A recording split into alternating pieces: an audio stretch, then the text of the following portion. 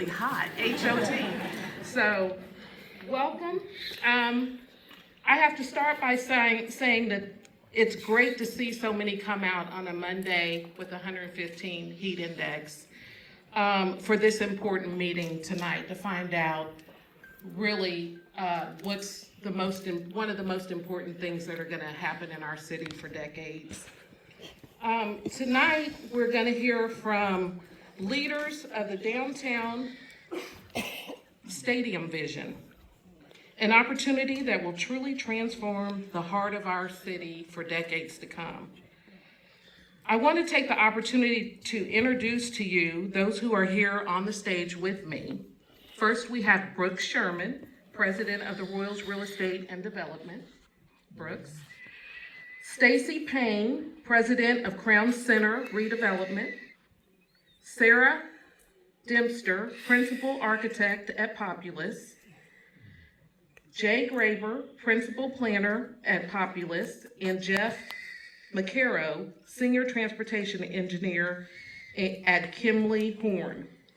Together, they will make us all better informed about this region-changing project. A quick process check.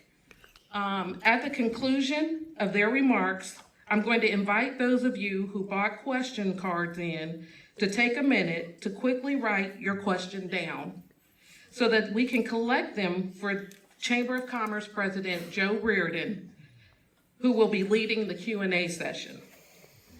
For any of you who didn't pick up a card to submit a question, don't worry, we'll have members throughout the area from our team delivering them. So we'll come to a point, you can raise your hand and they'll bring you a question card. While Joe likely won't be able to ask every question as it is written, we are going to try to lump them into categories so that we can cover as many questions and get questions and answers as possible.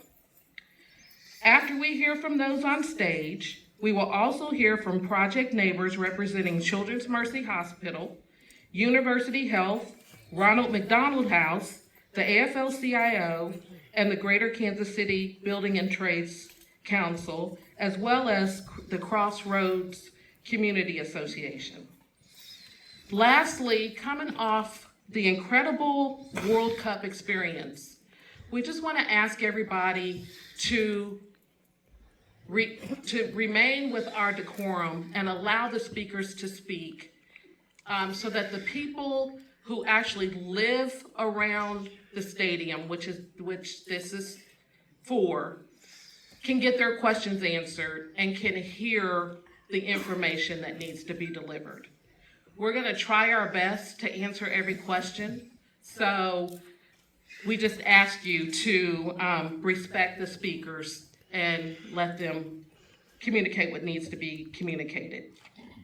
So on behalf of the Kansas City Royals and Crown Center Redevelopment, it's our honor to be with all of you today.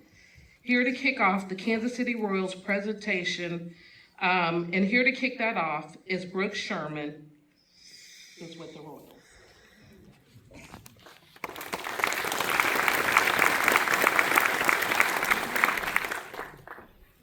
Thank you, Bridget, and thank you all for joining us tonight. Good evening. Welcome to our rezoning meeting for Crown Center and the Kansas City Royals and Crown Center Redevelopment embark on a partnership that will bring Major League Baseball downtown.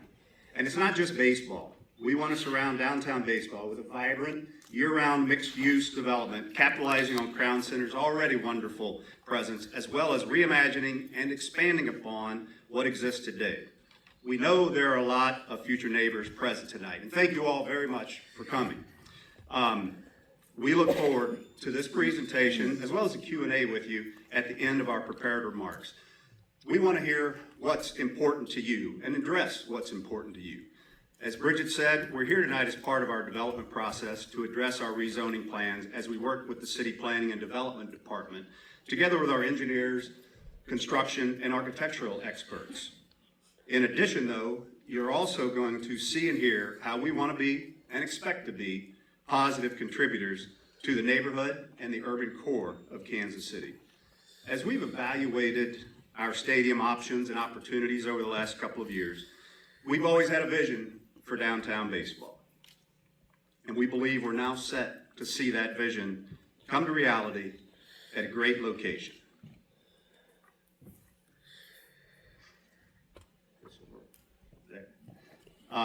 A great location. That's what we believe we have with the new Royal Stadium and team offices integrated into Crown Center. We believe it's great for Kansas City, it's great for the Royals, and great for Crown Center. Why is it the perfect location? Well, these attributes are part of that. It's in the center of the city, near local landmarks like the World War I Memorial and Union Station, giving fans attending games a better opportunity to visit these landmarks, as well as all of what our city center downtown has to offer. In addition, the stadium will have fantastic views of downtown Kansas City, as you saw in the renderings that were rotating through earlier. We have multiple points of access from the highways and interstates, providing efficient ingress-egress, as well as local streets well-suited to move traffic efficiently in the Crown Center area, while also keeping pedestrians and bicyclers safe. This has been proven out over time with Crown Center's own events, as well as the recent success of the FIFA Fan Fest. Parking. Together with on-site Crown Center parking, you will see there's additional parking available within a 10-minute walk that puts us in very good shape to accommodate game day parking in a great way. Shortly, you will hear more on traffic and parking from Jay Graver and Jeff McCarrow. Lastly, the streetcar. There are 2 stops along the Crown Center district.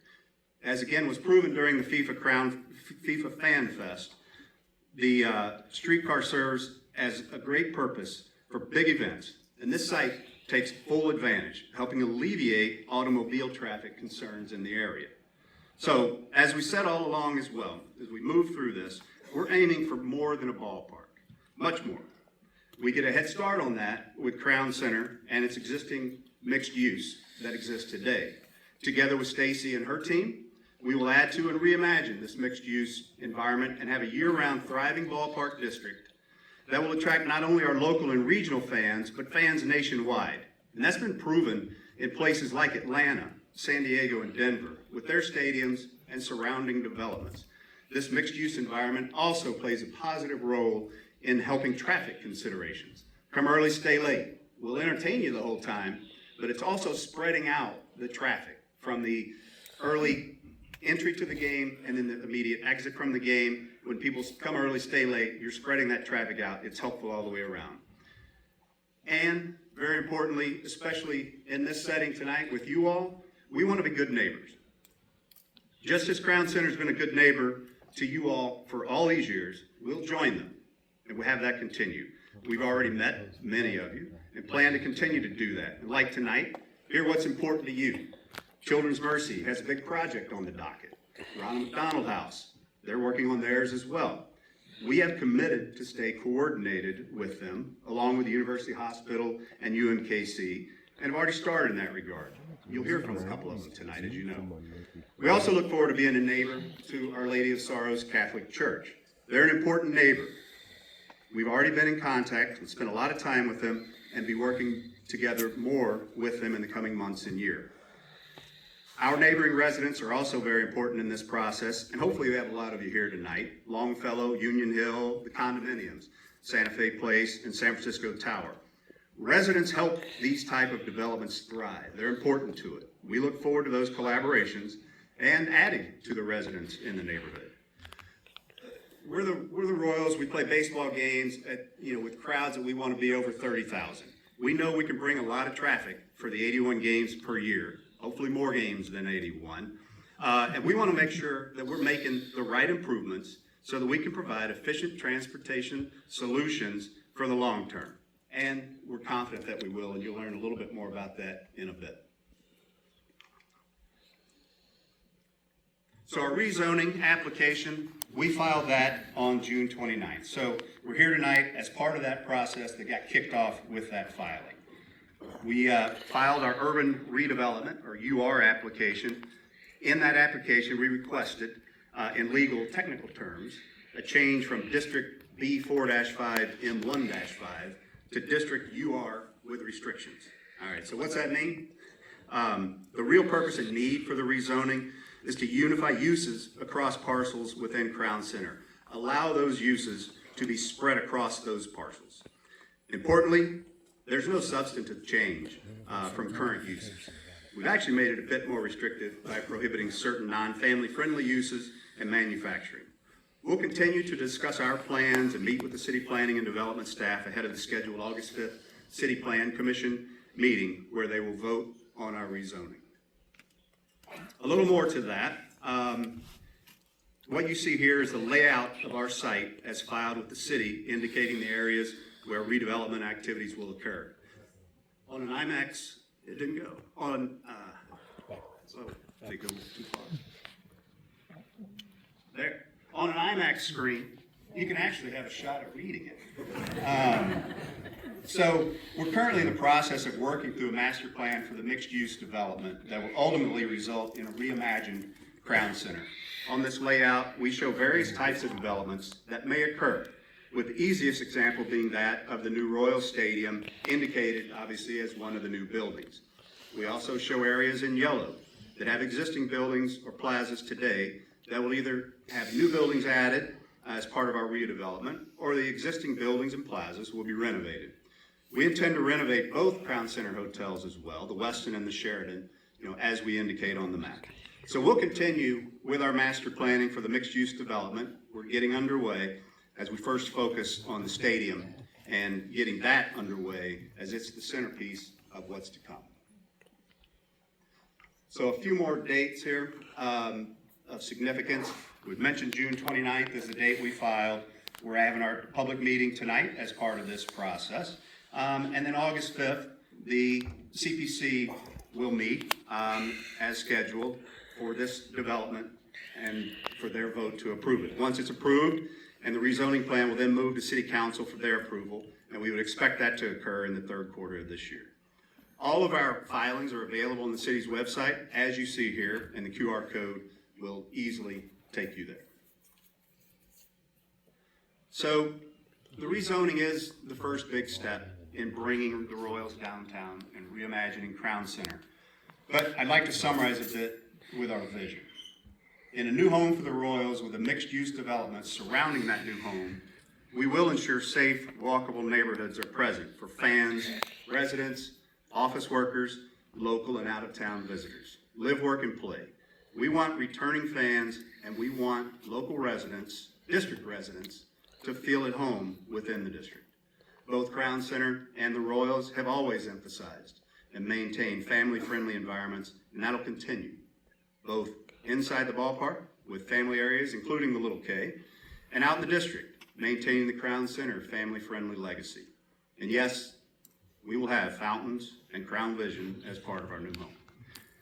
This is a major investment in the urban core, a great public-private partnership between the Royals, Crown Center, the City of Kansas City, and the state of Missouri, leveraging funds, public funds, in a great way with this economic development project that expands and enhances our urban core for decades to come. Lastly, a reimagined Crown Center that includes a new Royal Stadium seating 34,000 fans will draw more visitors to Kansas City. That's been proven time and again, as I said, with new stadiums and especially those with surrounding mixed-use developments. Fans of our opponents and travelers in general are drawn to these sports-anchored developments. And not just on game day, but year-round. And we believe ours will be the best in the country. Luckily, we have a great head start with our development, with Crown Center being home already to a great mixed-use development. To talk to you about that and more, next up tonight, Stacy Payne, the president of Crown Center. Stacy's been with Hallmark and Crown Center for over 30 years, serving as the president of Crown Center since 2015. Stacy will be a key leader in our partnership moving forward, and I welcome the opportunity to continue to work with her in the important months and years ahead. So thank you, Stacy.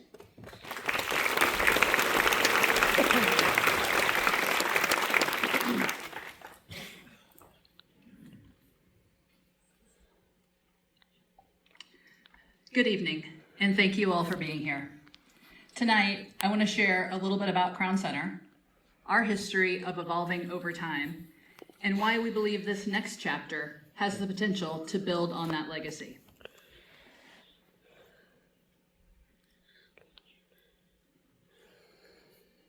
Sorry, you caught up with me.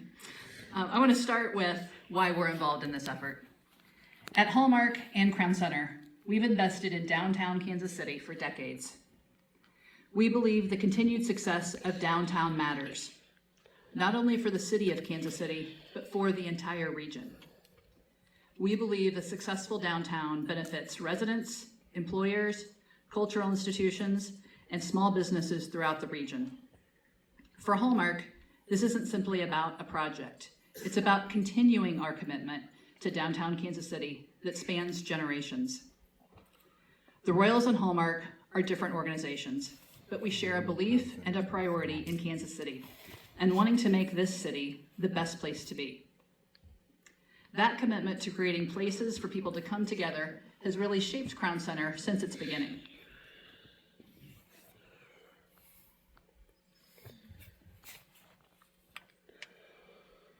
When J.C. Hall originally envisioned Crown Center, it was intended to be a district where people could work, visit, stay, shop, and even live.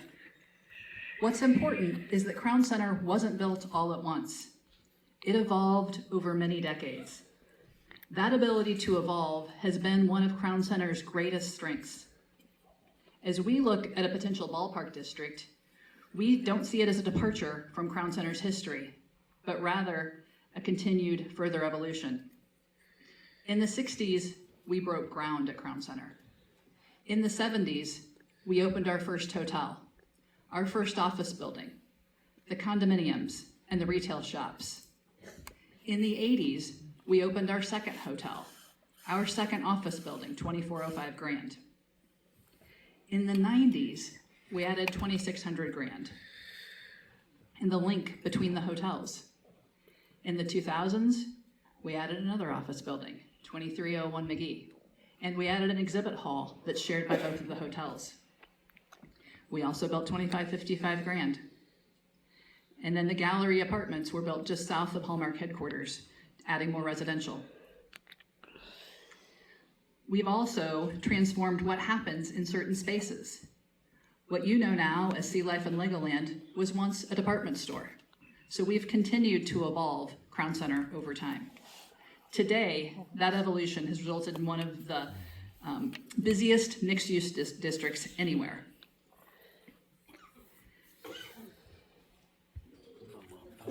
I don't know how it went that far forward. I didn't even press it yet.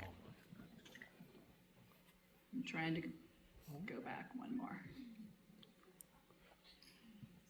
There we go. Hi.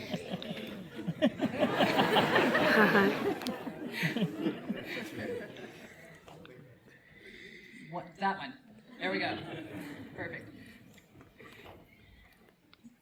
When people hear of mixed-use developments, I think they think of it as a modern planning concept. The reality is we've been operating as a mixed-use district for decades. On any given day, we have office workers, neighborhood residents, hotel guests, visitors, shoppers, theater patrons, convention visitors, and all kinds of families using the district in different ways. We have over 1 million square feet of office space, 2 major hotels, an exhibit hall, residences, attractions, restaurants, retail shops, theaters, and public gathering spaces. One of the strengths of a mixed-use development is that activity occurs at different times of the day and of the week, leveraging shared infrastructure and shared spaces to support multiple uses. Managing those overlapping uses has been part of our business for decades. The variety of activity isn't just visible during major events. It's part of everyday life here at Crown Center. And I love some of these slides. This slide captures what's important to us. While many people associate Crown Center with major events, much of what happens here is everyday community activity. Families visit attractions. Employees come to work. Hotel guests stay overnight. Residents grab their coffee and walk through the district. Visitors attend meetings, performances, and community programs. One of our goals has always been to create places that feel active and welcoming on ordinary days, not just special occasions.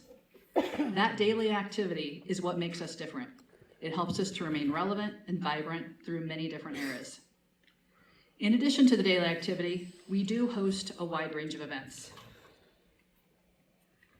We have a long history of those events and celebrations. Some of those traditions have existed for decades. Others are much newer. Through those experiences, we've learned how different activities can coexist within this mixed-use environment. Every event helps us understand more about how people move through their district, how they park, where they gather, and how they spend their time. One recent example gives a particularly useful perspective on managing large visitor volumes. You guys have seen this slide. But look, it's back. I know many of you are familiar with Hallmark Christmas Experience, and I hope that lots of people in this room have had a chance to visit us during it. It was only the second year last year. It was new in 24, came back in 25, and we'll be back this year, even better. But during the 4 weekends of the event, we welcomed more than 200,000 people to our campus. On our busiest day, which was the Saturday before Christmas, we had over 40,000 people come see us. I mention that not because a Christmas experience is the same as a baseball game. They're different events. But it does demonstrate how Crown Center can accommodate large numbers of people in a concentrated area. Many people are surprised to learn just how much parking exists within Crown Center because so much of it is integrated into the development and it's intentionally screened from view. Nearly half of our parking is either underground or largely invisible to visitors. In many ways, that reflects a planning principle that have guided Crown Center for decades. The district was designed first and foremost around the pedestrian experience, while still providing the infrastructure necessary to host those large events. One of the things that I most admire, especially as we embark on this next stage, is how J.C. Hall and Don Hall Sr. recognized that Crown Center would need to change over time, and in fact, they encouraged it. They put in a set of guiding principles that allowed it to evolve while still feeling like Crown Center. While Crown Center's original planning principles remain an important part of its story, we're also looking ahead. To talk about the design guidelines for this project, I would like to introduce Sarah Dempster, who is a principal at Populous, where she has more than 20 years of experience.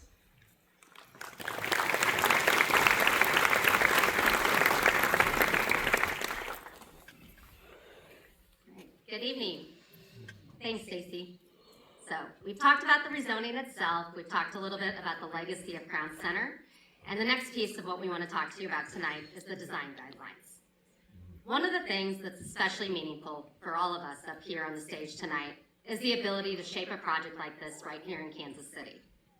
At Populous, we've had the privilege of planning and designing sports venues and districts across the world. And we've seen firsthand how sports venues are catalysts for vibrant mixed-use districts. You know, they are really tapping into how you can make the experience come alive on games, on non-game days. We've seen this be successful in areas like the Battery in Atlanta, Ballpark Village in St. Louis, and Gallagher Way in Wrigley Field in Chicago. Each have their own identity, but they all demonstrate the value of investing in quality public spaces and year-round activity and uses around these venues. Our goal is to do that right here at Crown Center, with a focus on these shared community experiences that Kansas Cityans seem to embrace time and time again.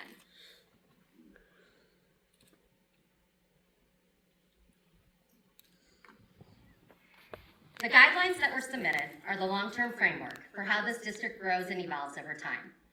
Right now, we aren't providing detailed architectural drawings or final development plans as part of this initial UR rezoning process.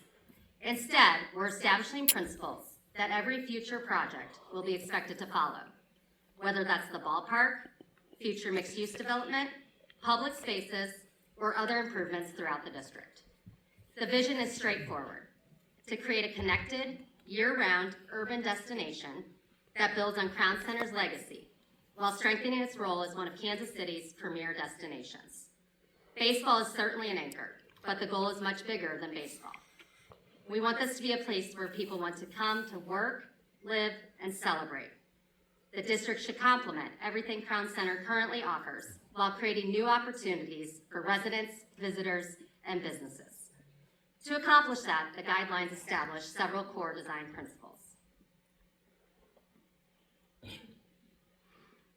The focus is on creating a district that feels uniquely Kansas City, with active public spaces that support activity throughout the year, not just on game days. The guidelines prioritize walkability, accessibility, and multimodal connections, while encouraging flexible public spaces that can adapt over time.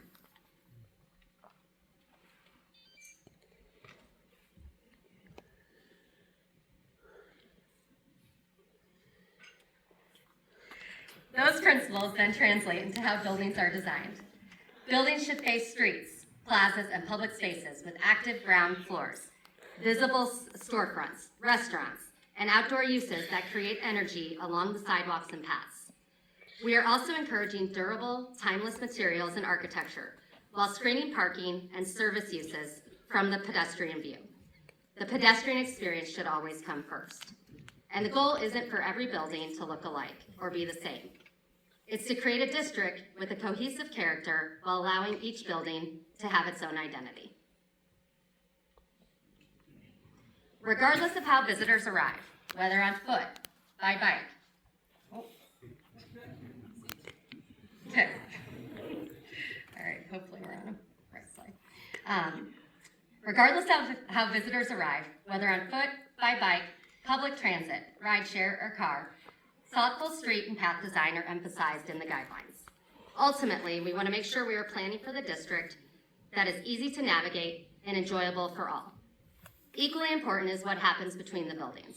The guidelines establish a network of plazas, fountains, streets, gathering spaces that support everyday activity while providing flexible spaces for festivals, community events, and game day experiences.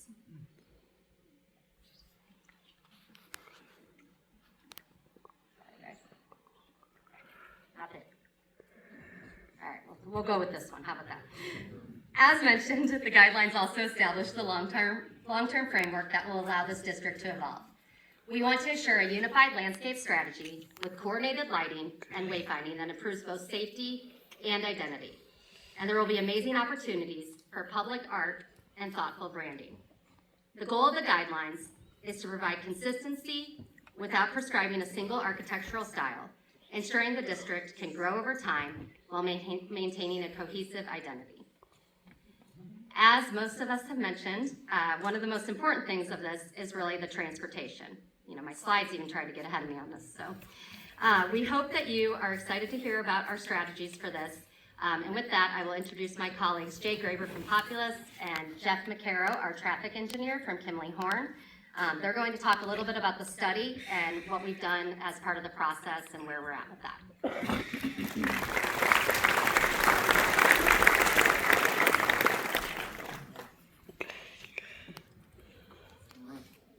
Nervous to touch the remote. Again, my name's Jeff. This is Jay. Going to talk to you a little bit. Really to start, we want to talk about the process we're going through. We submitted what we refer to as a phase 1 traffic study that really looked at some typical game day scenarios, stadium capacity, parking needs, really the roadway network around the facility. As we're moving forward through our process, though, we're also developing a much more detailed study that goes into multimodal, looking at pedestrians, looking at the transit opportunities, streetcar, and listening to the community. We want to hear your concerns as well so we can try to address those and work with you to find the right solutions to implement those as we move forward. We want to hear your concerns so that we can develop a game plan to address those as we move forward. And we know one of those is off-road parking.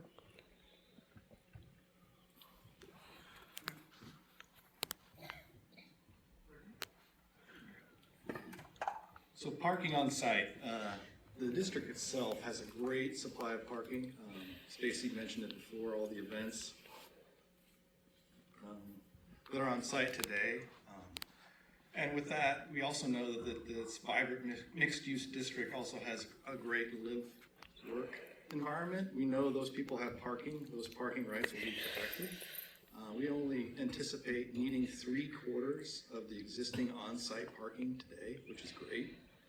If you step outside the district, I think everybody here is familiar with the half mile based off of FanFest. Everybody's been walking, everybody's been riding the streetcar, which has been an amazing experience. The streetcar itself is shown on red there. We have 2 stops, as Brooks mentioned before, one at Union Station and one at Liberty Memorial. Outside of that, there's roughly 10,000 available parking spaces. Most of those are office that are not utilized on weekends or weeknights, which is a great thing to have. So if you look at the overall inventory, we only need roughly about 9,000 spaces. So that means we have almost double the capacity out there for us to utilize. But we also know that not everybody's gonna come by car. Kansas City's proven that they can move people besides a car. FanFest is a great example of that with the streetcar, the bus system, and other means. So if we look at the modal split, this is how we kind of divide up the parking and traffic and understand how many cars we need on site. We don't need 34 to 35,000 parking spaces. Not every single person is taking a car to the game. So really, we only need between 9,000 and 7,000 parking spaces for an event. But we also understand there's going to be great assets like the streetcar. The Royals do a great job of charter bus service on the weekend, and we also know that downtown is thriving, right? The businesses, people are moving downtown, so as Sarah mentioned before in her design guidelines, the walkability of the site is crucial. You know, how people get to and from businesses, how they get to and from where they live, is all part of this assessment that we're going through today. And with that, Jeff's going to talk a little bit more about improvements. So one thing we do know today is that with the Royals, there's a lot of the visitors that actually come from outside of Kansas City, Missouri proper. We've got a lot of season ticket holders in Olathe, in Leawood, in Lee Summit, north of the river as well, that come down here. As we look at the demographics of who comes to the Royals today, we know that about 25% of the people we can expect to be coming up I-35, about 25% coming up 71 Highway from the south, up 20% north of the river, and the rest kind of east-west along I-70. So there's a lot of different ways that we can come into this area and access this site. Now that doesn't mean, while we look at this area, really the street network, the grid network we have, has a lot of resiliency and capacity to handle a lot of traffic. We've seen that with a lot of recent events. Some of the events Stacy talked about earlier, where we have lots of people coming in at different times for different things. That doesn't mean we don't see that there's some need for some improvements, particularly at some of the interchange locations on I-35 and 71, making some adjustments at those locations. Our local roadways, by and large, are just what we need in this area with some modifications. A lot of that is actually have to do with traffic signals and upgrading the technology, how we can work those together so that we can move traffic efficiently and overcome anything that might come up along the way. Part of the work that we're going to be working with over the next few years is also the development of a traffic management plan. Think of it as a game book, if you will, to address how we're going to handle traffic when different situations come on, be it a baseball game, an event at T-Mobile Center, something at Kaufman, at the Performing Arts Center there. How do we adjust our traffic patterns to make sure we're accommodating people as they go through all those situations? Technology is great, and part of our traffic management plan is what we call zone parking. When you buy a ticket to the Royals day-to-day, you actually normally buy your parking at the same time, and we can link your home billing address with that credit card you use to pay that ticket and guide you to the most efficient point for your parking. So that as you're coming up from I-35 from the south, if you're coming up from 71 from the north, to get you to the parking that's most convenient for where you're coming to and going home. That does a couple things. One, it just keeps congestion down around the ballpark, but it also keeps that traffic separated out, so when you get out of your car, you're able to walk, and we can minimize the overlaps between vehicles coming to the site and when you're walking to the districts. And that really kind of helps keep that efficient, because every trip that we have really starts as a pedestrian trip and it ends as a pedestrian trip.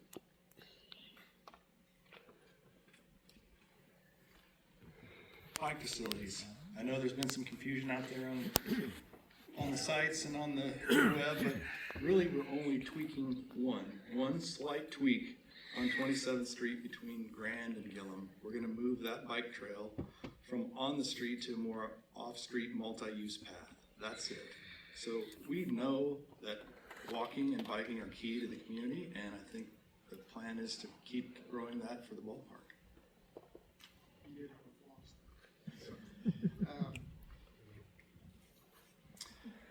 As we wrap up, though, I want to talk about some of the other things that we are continuing to work on.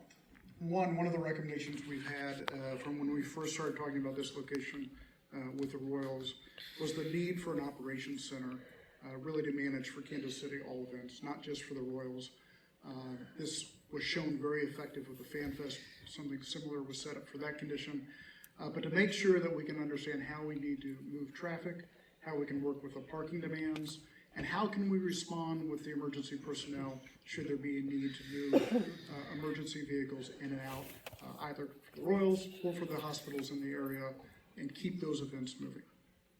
Right now, if you've been around, what happens at the end of the games really are, in major events downtown, sometimes our traffic signals really don't change how they operate. We can use our technology and actually get those to operate better. And that's something that's been proven over and over as a good investment to really capture the investments we've already made as a city on all that infrastructure. We're also working with Casey's Streetcar Authority about potential upgrades to their system. They can't do what they did for the Fan Fest every day of the year right now, but what can we do to start getting that better? And that's a process that's underway. And we're going to continue to work, as Jay mentioned, on that multimodal opportunity, not only for people on the streetcar. We have a lot of bus service that services this area for fans as well as for employees who will be working at the stadium, but also those bicyclists and pedestrians as we move them through that area.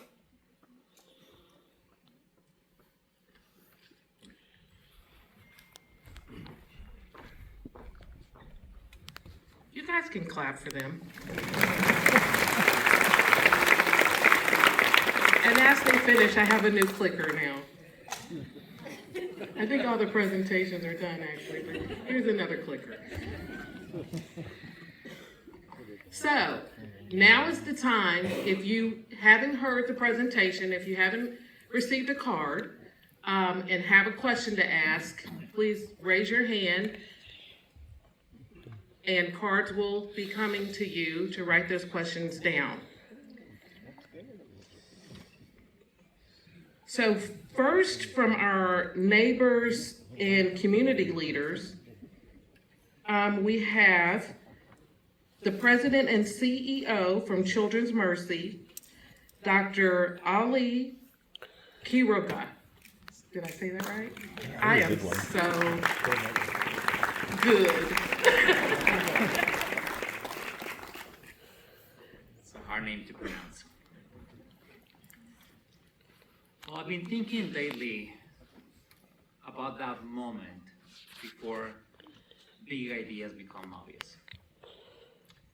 And it's often an uncomfortable one. The drawings are incomplete. The answers are not all there. And the skeptics could be loud. And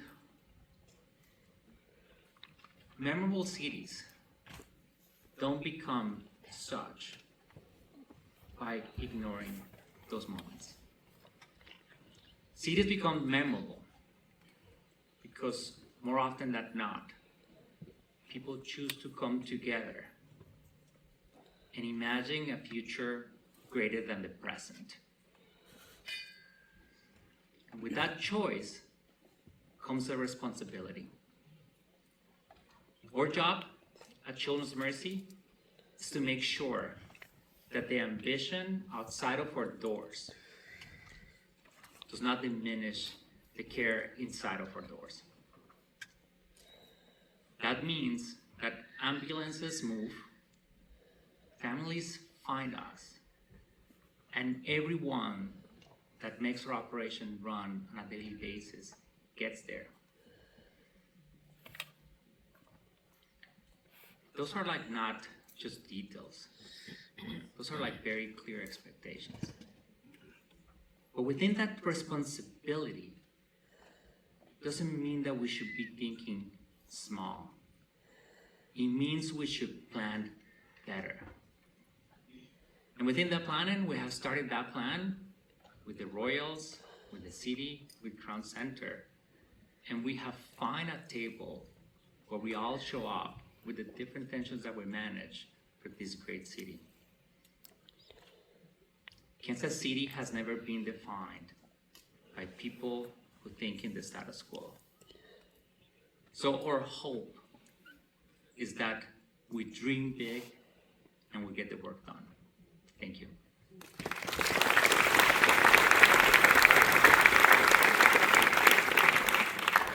Thank you, Ali.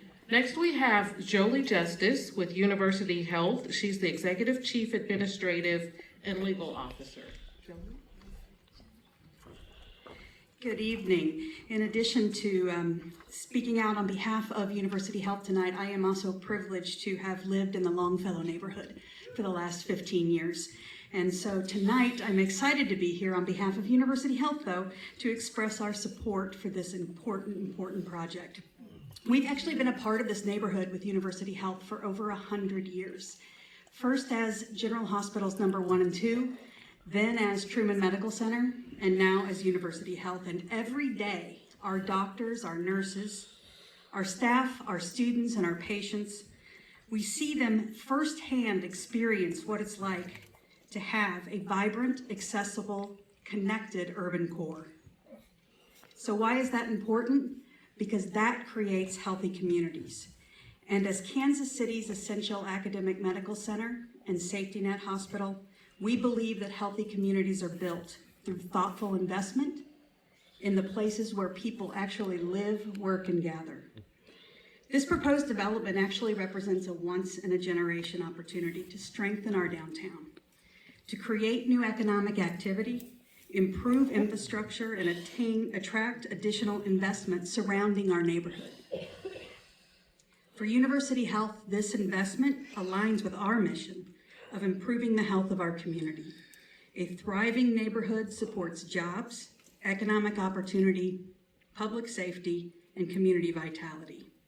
We are thankful for the collaborative approach of both the Royals and Crown Center. We are proud at University Health to be neighbors to Crown Center now, and we look forward to being a future neighbor of the Kansas City Royals.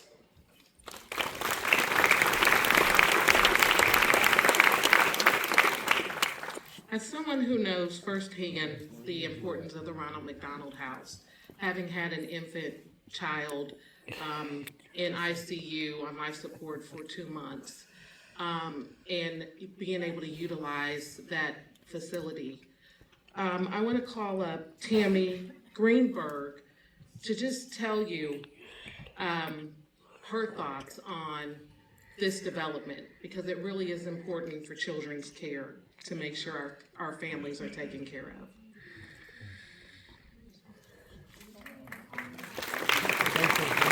Thank you, Bridget, for that. I didn't know that you are a mom who has been served by Ronald McDonald House.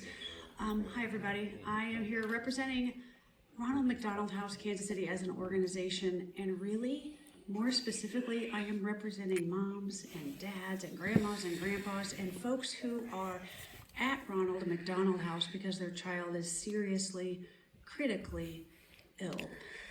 You may or may not know where Ronald McDonald House is located, but if you didn't before, you do now, because we're next door neighbors, pal. We're next door neighbors, and we are excited and honored to become next door neighbors to the new Royal Stadium. If you're looking at the map, like you look at right field, and we're right next to right field. And I had to ask Jolie, I was like, is that right field or left field? So thanks, Jolie, for helping me speak baseball, because I don't speak baseball. What I do speak is Ronald McDonald House. Families stay with us when their children are receiving medical care. You got to hear from the brilliant Ali Quiroga. Children are receiving medical care, life-saving, life-changing medical care at Children's Mercy and at other area institutions. We're not doing the medical care at Ronald McDonald House. We're taking care of families. Sounds like, Bridget, we took care of your families. We're taking care of families when their kids are going through literally the unimaginable. And now we get to do that right next door to a baseball stadium. There will be some challenges, we get that. And you know who we're talking to about that? The Royals and our friends at Crown Center, and they have been extraordinarily supportive, transparent, collaborative partners. We're in an expansion project, as Brooks already has described, so is Children's Mercy. We're growing to serve more families who need us, and we are doing that with the help and support and partnership of our friends at the Royals. So even though I don't speak baseball necessarily, I am in fact excited, and I speak on behalf of Ronald Dental House. We're excited to welcome you all to the neighborhood. I think it's going to be great for Kansas City. I think it's going to be great for the kids and families at Ronald McDonald House, great for Children's Mercy. We're going to figure this all out, and we really are honored to be included here today. Thanks, everybody. And all my best to all of your families.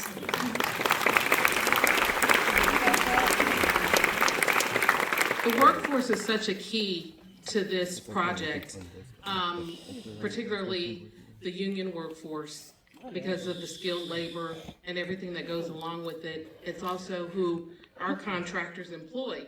So with that, I would like to call Pat Diakovich, president of the Greater Kansas City AFL-CIO, and Ralph Orpeza, business manager of the Greater Kansas City Building and Construction Trades Council.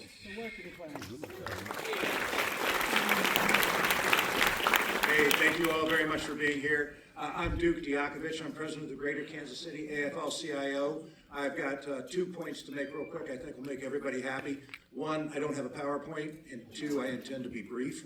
So with that, I represent hundreds of families that currently work out at the Royal Stadium. And they are proud to be there, and they are eager to continue their careers helping families enjoy Major League Baseball here in Kansas City. They look forward to this and really want to see this move forward. So cities grow and they shrink. When they grow, we need to change the districts and zoning. And so that's what we're here about tonight, is about the zoning and changing it to allow this development, which will be the largest economic development in the history of Kansas City, to move forward. So with that, I'm going to introduce Ralph Oropeza. Ralph? Thank you, Dave. Good evening, everybody. My name is Ralph Oropeza, and I represent the Greater Kansas City Building and Construction Trades Council. Awesome. I'm also here with many of my brothers and sisters, and we are in full support of getting this rezoning passed. What does this mean to us? It means to us more creation of careers that have changed our lives, and we get to offer that for the future of our residents here in Kansas City. Every time we say no to development, we're saying no to an opportunity for apprenticeship. 35 years ago, I received my opportunity with the IBEW, a son of an immigrant mother who had no chance of making it out of the inner city. But I got that chance with one opportunity, and that was to enter the IBEW. And here I am, 35 years later, the leader of the building trades. That opportunity can be passed to your children and to your grandchildren. We have introductory programs to help you understand what it is to get into a trade. We work collaboratively with the Missouri Works Initiative. I will show you some statistics. Well, I won't show them to you. I'm not going to mess with that. I'm just going to read them to you. So these statistics are from January 1st of 2025 through June 30th of this year. We have had 144 students in Kansas City into our introductory programs to apprenticeship. Should have 100,000. Median income of those students was $17,500 together. 48% of them were unemployed. 117 had no post-secondary training, education, or any diploma. 35% of those were female, 24% were Latino, 51 identified as Black, 16 report being single parents, 2 reported homelessness, 4 reported food insecurity. Statewide in 2025, we will show that an income gain of 204% when they entered pre-apprenticeship, and when they graduated apprenticeship, it went to 478%. What does that mean? That $17,500 median income turned into almost $90,000. What it also doesn't represent is the ability to have an opportunity for a pension plan, for them to be one day retire with dignity, for health and welfare insurance for the entire family, Cadillac insurance. These are opportunities that we want to help inject back into our city, right here, downtown. And I know the Royals are behind us with this because they've expressed this. John Sherman has expressed this commitment to help our apprenticeships. I urge you to get this thing passed. Thank you. The no community benefits agreement. Put it to a vote. Put it to a vote. We want to Okay. vote. Let us vote. Let us vote. Let us vote. Let us vote. Let us vote. Let us vote. Let us vote. As I us said at vote. the very beginning, We'd like to speak. I'm speaking. And, okay, we're gonna take a short break. Yeah. Yeah, we're gonna take a short break. Gonna run away. We're gonna